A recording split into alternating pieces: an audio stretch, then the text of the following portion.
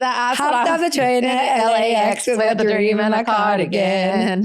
Welcome to the land of famous. Am I gonna fit in? That's it. Am I gonna fit in? Boom. Hi, everyone. Welcome to The Stir Up, a podcast brought to you by O Positiv, where we stir some shit up. I'm KELSEY Meyer, and I'm here with the one, the only, the most iconic Tish Cyrus. Hi, Kels. Hi. How's it going? It's going well. Okay, great. Are we just going to dive right in? We're diving right in. We're talking all the things today. Okay. And I'm just so grateful you're here. Thank you for having me. It's great. I'm literally so grateful you're doing this. We're going to have so much fun. Okay. And we're going to help all the girlies. Totally. We're going to help all the girlies. That's the one thing I love about Tish is she's like the most girls girl that ever walked the planet. And when I talked to you about this, you were like, hell yeah, absolutely. And I'm just so grateful. Well, I'm so excited to be here. We're going to have fun because you know what? I want to talk about aging recklessly, your new slogan. Yeah, your new slogan, exactly. Menopause. Yep. And all the things. But let's start by talking about aging. Because I think something with you that I really admire is like the older you get, it's like you're kind of Benjamin Button. And I feel like you get more youthful and you get like, you don't even care about it really. So I want to talk to you about that. And I'm like, do you care? What does aging feel like to you? What was that connotation when you were younger? Has it changed? All the things. Yeah, honestly, I don't really think about it. Yeah.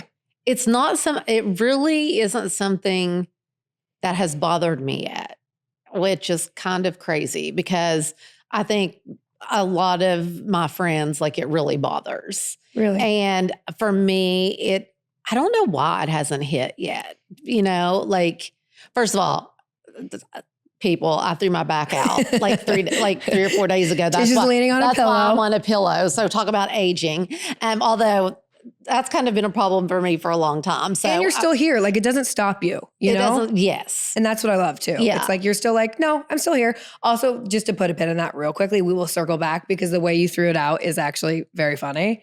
For the amount of like labor you do, we'll go back to that. But carry on. It bothers your friends, but not I think you. it does. You know, like they're like, girl, I'm this age or girl, you know, like we're this. And it's just really not something that I think about really. It's not. Did you ever? No. I love that. No. Although when I was 13,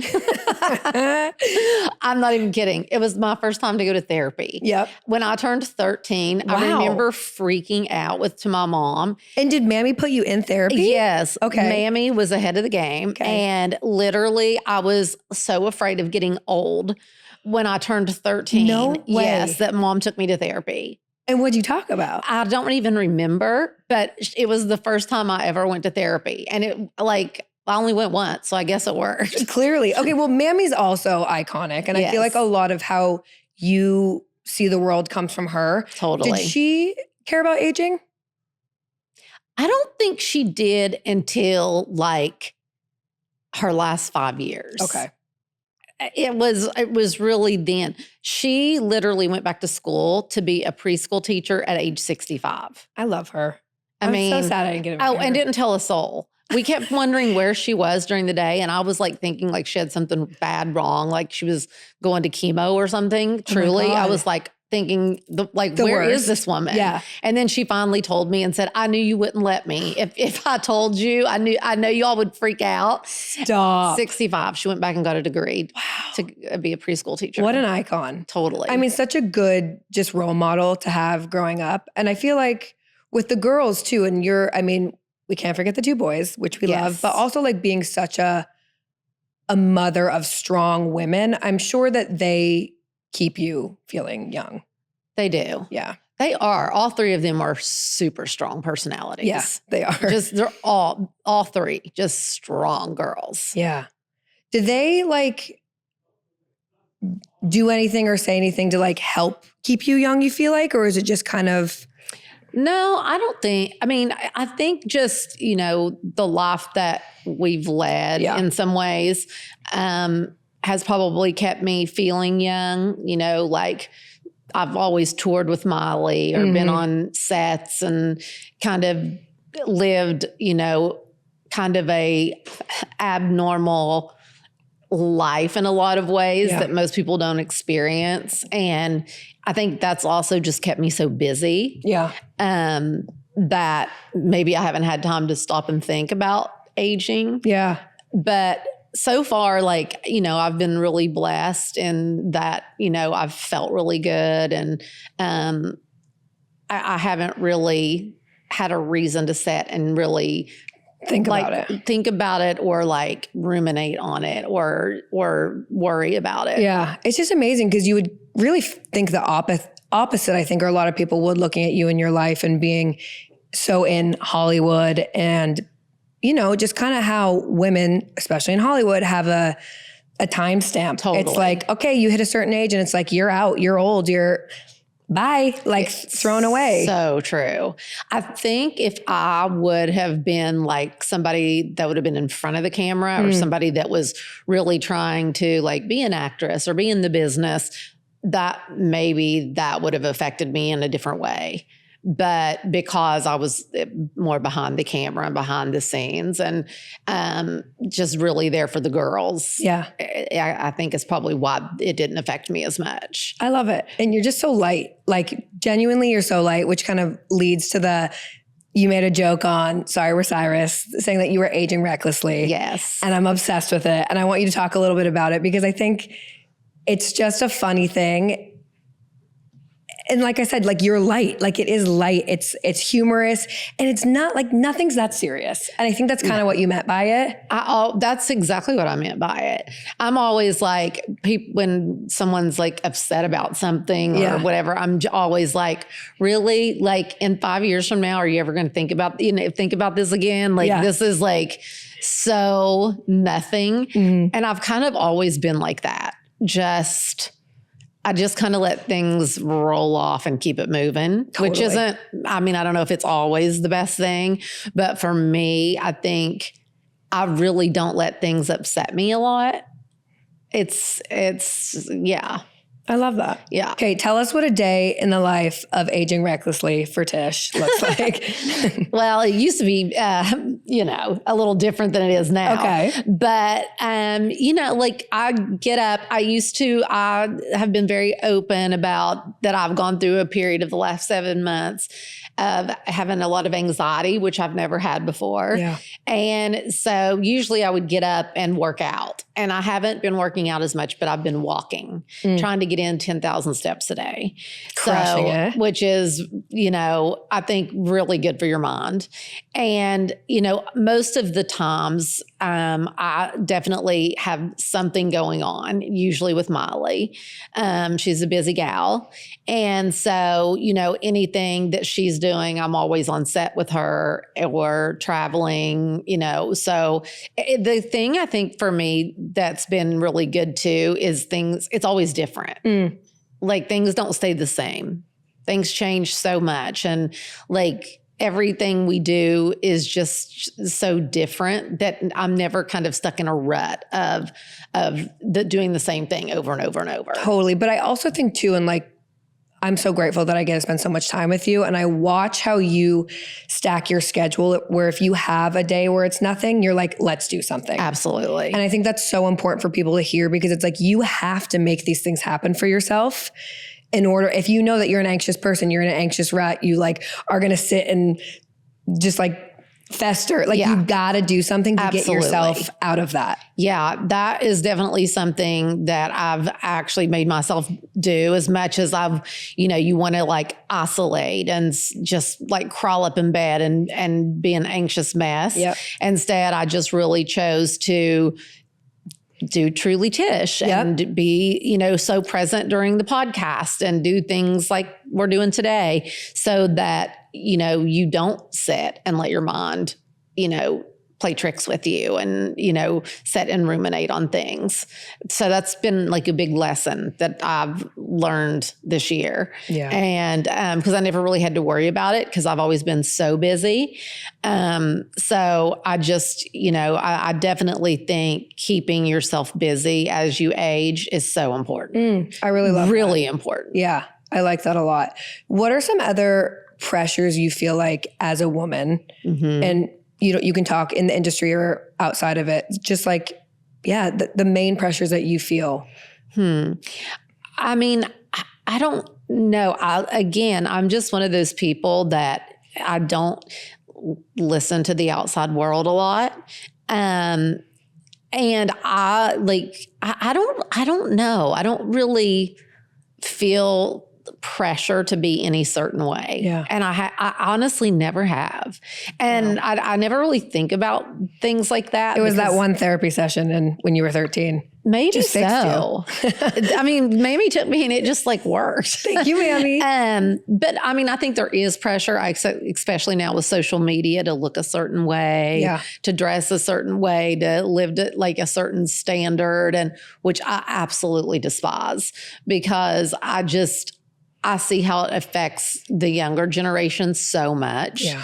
And that it makes me so sad, because I think if I would have grown up during a time period with social media, I would be a completely different person. Same. And I don't think I could have handled that at all. It's crazy because I say same and I'm like, I half grew up in it, but I even think about like Noah, and I think about that age that they're 8 years younger than me, that early 20s. And I'm just like, it makes me so sad for them. Me too. It's heartbreaking. And I wonder for those girls, like if she calls you and is, worrying about that, or for anyone else, what advice would you give to them?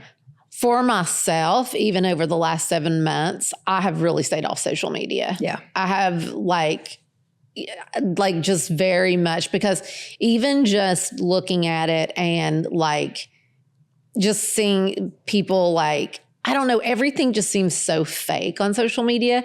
But like when you're looking at it, and if you're in a certain state of mind, like you do like envy other people's lives, or envy like how someone's feeling. And so I just honestly, and I'll say this about Miley. Miley, does not look at social media on her phone. She, Oh, really? No, not at all. Wow. She is really good about it, about keeping social media off of her phone and out of her headspace. And I think that's one reason that she's grown so much over the last few years.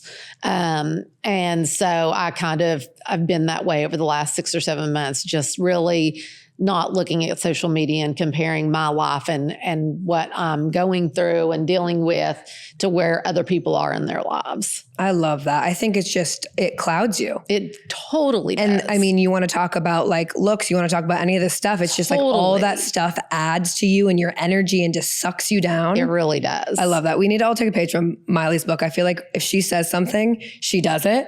She absolutely. And I love it. And I'm like, okay, I'm getting off social media. Yeah, it's crazy. She really is like a really good example of the way to live life. Yeah. She's just every day trying to better herself. I love that. And she's like, I'm not in competition with anyone but me. And I love that. I love that too. I want to transition into menopause a little bit, which is so funny. Speaking of Miley, Brandy was telling us when Tish went through menopause, and I want you to speak to this, she had her little midlife crisis, which actually I think sounded like a ball. It was a blast. But Brandy was killing me because she was saying how much Miley was living for it. Oh. So I want to talk about that. I want to talk about too, like with menopause, was that something that was always like daunting to you? I don't even think I realized I was going through menopause at the time. Interesting. Yeah. I don't think that I did, but I definitely was like just living it up.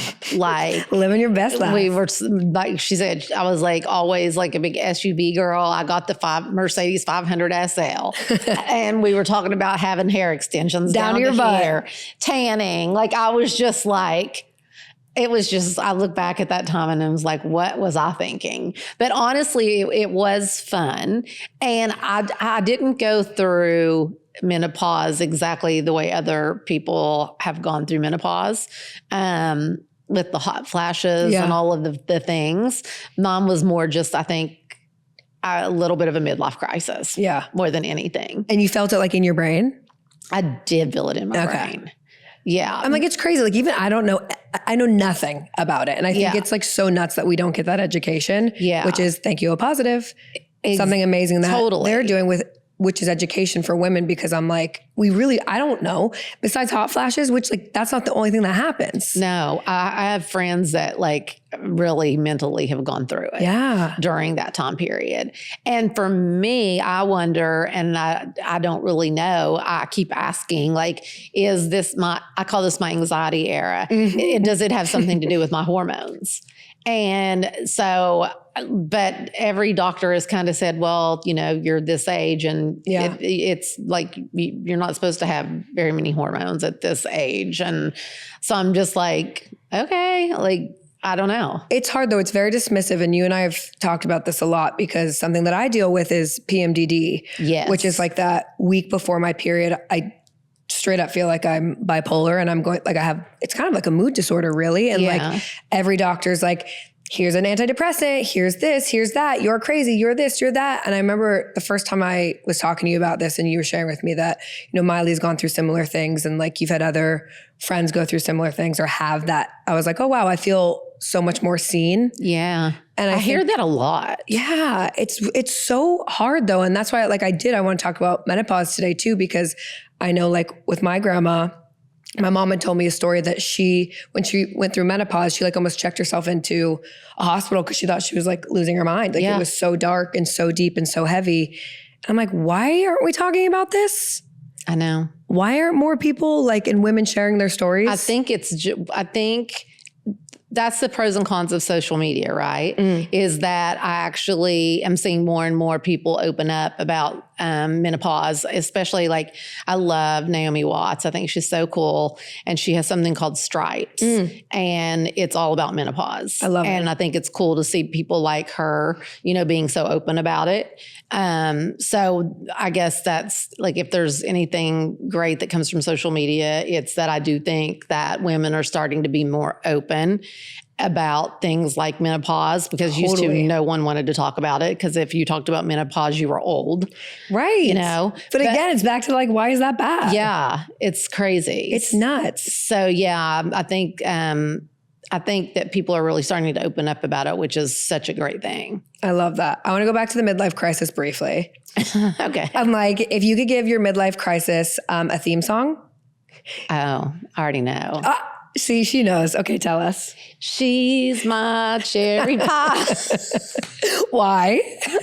Just because that is my 80s theme song. I love it. I mean, I would be like cruising up Laurel Canyon, like jamming to all my 80s hair bands. Like just I am screaming. Throbbing. I am dead. Throbbing. But you still do that. Like, that's why I love you. Like, you still do that. Yeah. Like my car, you get in my car, it is on the rock station. It is on the hair metal band. That's right. I'm like always cruising to some type of 80s rock. Yes. But I think that and like tying it back even briefly to the aging stuff, like that's another thing about you. You still like, you dress and like you dress to make yourself look good. It's like so many women I think get older and they're like, oh, like let's wear frumpy clothes, or let's like, you know, I'm older, I can't wear this now. You still look amazing. You still dress how you want to dress. Tish is still in her little crop tops, like, and rocking it though. And I freaking love that. You're still like cruising, calling attention to yourself. Like you do not care. No, I don't. I literally don't. And I also think that's another thing that I see a lot more women aging recklessly on social media. And actually, I saw somebody say something, not aging recklessly, but something very similar on social media the other day. And I was like, okay, that's really cool. And that's another thing. I really think that staying active, like not even just working out, but just staying busy as you get older, because if you don't, it's that, you know, if you don't use it, you lose it mentality. Yeah. So I think, you know, that's just super important to, you know, not set these boundaries on yourself just because of your age. Yeah. It's like such a patriarchal thing, right? Yeah. It's like men don't have to do that. I know. What? Exactly. So why do women? I have no clue, but you're right. Yeah. Men do not have to do that. No, it's the year of the girl. I'm like, it's always the year of the girl, but I think especially this coming year, I'm like, okay, no more boundaries, girls. Totally. No more boundaries. If you could give advice, well, actually, we have a lot of women who call in to Tish Cyrus, and Tish does an amazing segment called Dear MT. Yes. And so all the stoners call in, they ask for advice. And I swear to you, almost every week we have a girl calling in asking for advice for her mom going through menopause. Totally. So I would love for you to give some advice to somebody out there who's about to go through menopause or whose mom's going through menopause. Just what would you say to them? I think just be gentle with yourself and, don't be afraid to talk about it with people, because I think women are just really uncomfortable talking about it because that makes you feel older, makes you, and I think it's just had such a stigma. And I think that the more that people are open up and talking about it, and I mean, like some people when they're going through menopause, are like in a really bad mood or, and I think talking to your partner or talking to your kids and letting them know what you're going through instead of them just thinking mom is out of her freaking mind and a total biatch. Yeah. And like explaining what you're going through, that it just opens up a conversation that is going to be good for you and your loved ones and your friends and people that can really kind of help you through what, this time in your life that you're going through. Yeah. Because I think some people have it a lot harder than others. So your friends that have gone through it who really struggle, is there anything specifically that has helped them? I'm trying to think. I don't know. And like, I know a couple of my friends take certain peptides. Okay. That I'm not sure what. I've heard a lot about that though. Yeah, me too. It's an interesting conversation. And I think, again, it's like something that it's so new that a lot of people don't know about it. Yeah. And unfortunately, in this country and our healthcare system, like, most people can't even afford peptides and certain treatments that are supposed to be so great for menopause and just hormonal issues in general. So, but I think there's a few of my friends that definitely take peptides to kind of help them going through this period in their life. I love that. And I love too, just what you were saying about, the education, the communication. I feel like even that with me with the PMDD, everyone in my life is very aware of it. Yes. So then I don't feel judged when it's happening. Cause I think that also just like layers, right? It's like you already feel terrible and then you're going to judge yourself for being flying off the handles or whatever. So it's like, you got to be open with people and not be scared to talk about it. I really love that. Yeah. I think communication with everyone in your life that you're close to is probably the most important thing. Totally. Okay, I want to talk about motherhood. Okay. What do you feel like is the most rewarding thing about being a mom? I think especially now, I loved being pregnant. I loved being a mom. Yeah, I loved it. But now that the girls and the boys, but mostly the girls, because it's just different, moms and daughters. Now that they're older, you're just so close to them and they become like your best friend. Totally. And I'm so close to all three of my girls. Like, I cannot imagine a life without my girls. And it is so rewarding just to have them want to be with me and hang out with me and do things with me. And I'm just in awe of all three of them. Yeah. But the best thing about having girls is at this stage in life, having them also be your best friend. It's so cool. And it's so awesome that it's like, you also have 3 different relationships, I do. Right? Like with these girls. And I think it's so special, especially I'm around you and Brandy most. And you had Brandy so young. Yes. So I was 20 when I had Brandy. Yeah. So Brandy and I are the closest in age. So, it's such an easy relationship. Totally. And it's so amazing.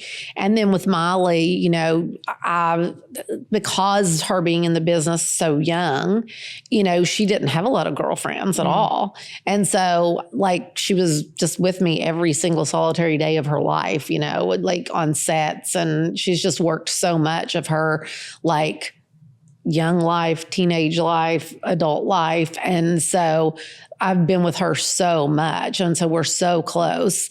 And that's been very rewarding. And to, I think, like, navigate this business as mother and daughter, but also as her manager, it's so rewarding now to hear her, you know, speak so highly of me when she does interviews and really talk about how that we got it right. And so that's been amazing. And then with Noah, like, I'm with, like, the last few months, Noah and I've been together. She just moved. Mm-hmm. And so I was helping her move. And so we've been together like every day and hanging out and going to the ice cream truck. And so they're all three such different relationships. It's so special though. And I'm very close with my mom. Yeah. And I feel like watching you with your girls, but even you with me, like, you're so good with any woman in your life. Yeah. Especially, like, I feel like our age, like the younger, you're such a, like, maternal, like, I feel very comfortable talking to you about everything. And I'm so grateful for that. So I think it's just really, you're such a special human. Thank you. But I think that that's such a good lesson for women out there too, is just like being open, kind of like, you gotta, like, open arms to other women, right? Yes. I mean, I love that. I love the more women in my life, the better, you know, and of all ages, because I have friends who are older than me. And then I'm so close to all my kids' friends. Like, I'm close to every one of my girls. I'm close to all of their friends. It's special. Yeah. It's really nice. What do you feel like, and we kind of talked about this at the beginning, but just bringing it back, like, have the girls or any of the girls' friends taught you anything about, like, self-acceptance?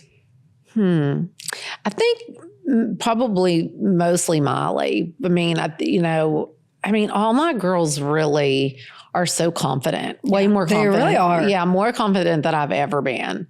And because I feel like I was always really hard on myself for the way that I looked, because after having 5 kids, you know, you're so paranoid about your body, and I wouldn't wear shorts or wear a bathing suit and all these things. And I think Molly, more than anyone, has really, you know, taught me more about self-love and accepting things for, like, I've had 5 kids. She's like, Mom, you've had 5 kids. Get over, you know, like, be happy the way you look. Yeah. And so, you know, I think the younger generation is definitely someone that I think they really have that confidence. And I don't know if that's because, again, this is another good thing about social media. There are parts of social media that people do talk about body positivity. Yep. And, you know, so I think that we're also seeing